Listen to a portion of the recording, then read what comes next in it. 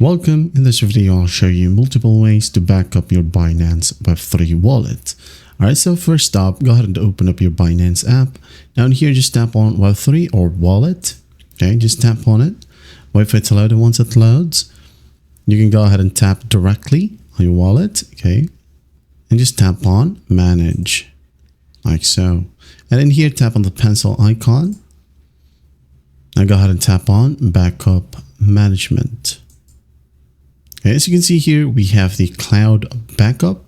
Also, if you haven't done yet, okay, it will ask you to sign in with your Google account to save a backup to your Google Drive. So just go ahead and select all, like so, scroll all the way down and hit on continue.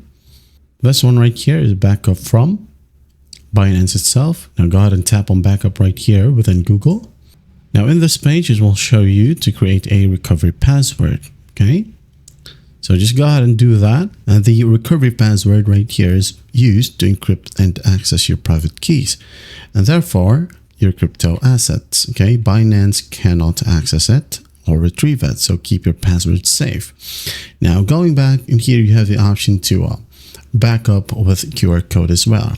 Now when you go ahead and tap on backup right here, it will show you a QR code where you would need to save elsewhere. Okay, it will ask you to create a password here as well, so just go ahead and do so, follow simple prompts, and you'll have the QR code. So save it in a safe place, and after that you should be good to go. These backup methods right here, okay, is actually good. So for example, you lose the wallet. If you lose your recovery password, you lose access to your wallet.